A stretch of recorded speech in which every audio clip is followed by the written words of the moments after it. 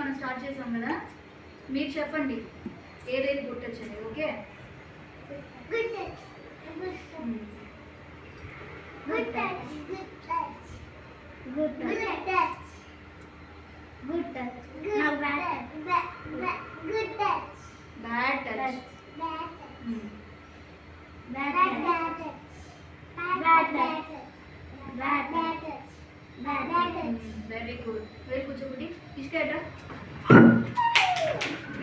మరే చెప్పాను కదా, గుడ్ టచ్ వచ్చి లిసన్ చేయి. గుడ్ టచ్ వచ్చి ఎవరెవరు చేస్తారు? పేరెంట్స్ ఇలా చేస్తే తప్పులేదు. ఓకే, డాక్టర్స్ దగ్గర మనం విజిట్ చేసినప్పుడు డాక్టర్స్ మనం టెస్ట్ చేస్తానికి ఇలా చూసినప్పుడు మన పేరెంట్స్ మనతోనే ఉంటారు కదా, అది కూడా తప్పు కాదు. కానీ డాక్టర్ లాన్ ఉన్నప్పుడు మనం ఒక్కలే ఉంటే అది తప్పు. మన పేరెంట్స్తో ఉన్నప్పుడు డాక్టర్స్ మనం టెస్ట్ చేస్తే it's good touch, it's good touch. ఎందుకంటే మన పేరెంట్స్ మనతో పాటు ఉంటారు కాబట్టి. ఓకే, మళ్ళీ నేను good and bad touch differentiate చేస్తాను. ఓకే, నేను ఇప్పుడు ఇషిగా ఒక స్కూల్ స్టూడెంట్, నేను టీచర్. ఓకే, నేను మ్యామ్ కాదు, నేను సార్ని. ఓకే, ఇప్పుడు మీరందరూ కిడ్స్ క్లాస్లో. ఇప్పుడు నేను ఇషిగాని పిలిచి మాట్లాడుతున్నాను. She is a female and I'm a male person. అర్థమైందా? Male and female. నేను ఇప్పుడు ఏం చేస్తున్నాను, ఇషికాకి ఆన్సర్ షీట్ ఇస్తున్నాను. ఇచ్చినప్పుడు I'm saying Ishika very good. Okay, very good అనమాట. It's a good touch. Okay, and then I'm appreciating Ishika very good, congratulations, it's a good touch. Okay, తర్వాత and then I'm doing this way, Ishika very good. ఇంతవరకే good touch. Ishika student, నేను సర్ని.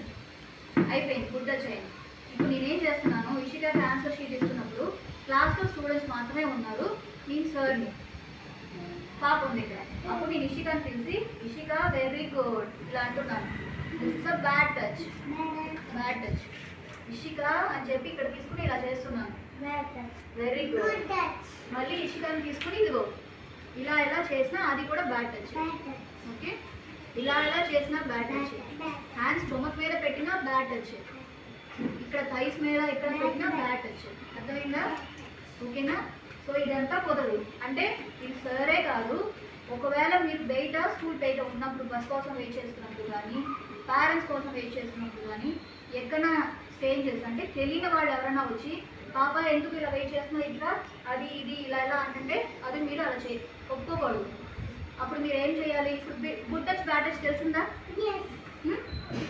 ఆఖరికి ఇక్కడ ఎక్కడ touch చేసినా అది bad touch. అర్థమైందా? Notes కూడా కౌంట్ చేసుకోండి. ఇక్కడ టచ్ చేసినా అది బ్యాడ్ టచ్.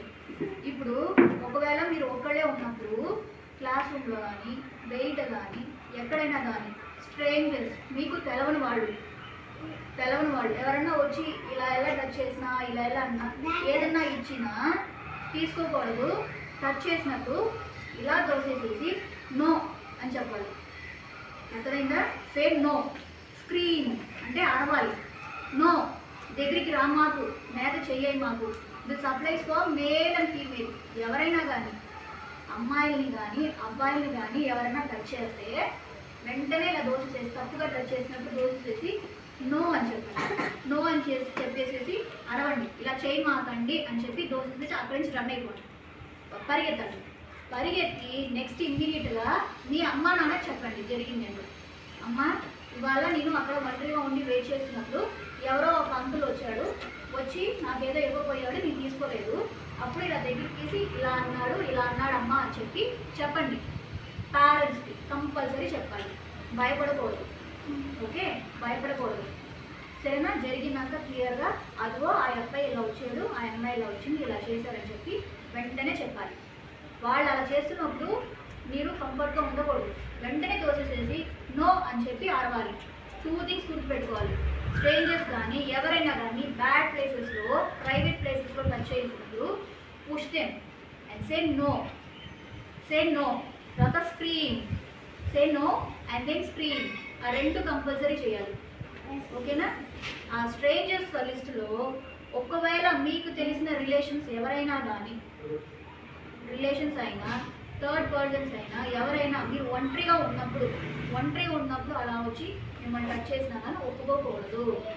రిలేషన్స్ అయినా కానీ మన మావయ్య మన అత్తయ్య ఎవరైనా కానీ అలా పట్టుకుని మీరు ఒకళ్ళే ఉన్నప్పుడు అలా చేసినప్పుడు నాకు కంఫర్ట్గా లేదు, నన్ను మీరు అలా పట్టుకోమాకండి అని చెప్పి చెప్పేసేయండి. అర్థమైందా? ఇషిక వాళ్ళ రిలేషన్ ఎవరైనా కానీ, లేకపోతే చైత్ర వాళ్ళ రిలేషన్ ఎవరైనా, చైత్ర ఒక్కతే ఇంట్లో ఉంది, అప్పుడు రిలేషన్ ఎవరైనా వచ్చి మాకు ఇలా అన్నప్పుడు నో, మీరు అలా నన్ను పట్టుకోమాకండి అని నోరు తెరిచి చెప్పాలి. చెప్పిన తర్వాత మీరు కంపల్సరీ మీ పేరెంట్స్కి చెప్పాలి. ఓకేనా? ఇది నెక్స్ట్, మీరు ఇంట్లో ఒంటరిగా ఉన్నప్పుడు, మీరంతా కిడ్స్ ఉన్నారా, అమ్మా నాన్న బయట ఏదో ఒక పని మీద చిన్నగా 10 minutes 15 minutesకి వెళ్ళి వస్తున్నారు. ఓకే, అప్పుడు మీరు ఇంట్లో లాక్ వేసుకుని ఇంట్లో ఒంటరిగా ఉంటున్నారు. విండోస్ లాక్ అయి ఉన్నాయి, మెయిన్ డోర్ లాక్ అయ్యి ఉంది. ఇప్పుడు కాలింగ్ బెల్ సౌండ్ వినిపిస్తుంది. ఏం చేస్తారు? Very good. తర్వాత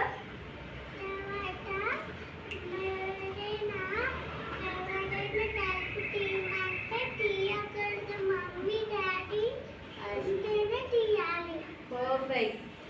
అర్థమైందా? Very good. ఇంకా సూపర్. Very good. లడ్డు కూడా మరే ఇంట్లో విండోస్ క్లోజ్ అయి ఉన్నాయి, డోర్ మీరు లోన లాక్ చేసి ఉంచారు. ఆ టైంలో కాలింగ్ బెల్ సౌండ్ వచ్చింది.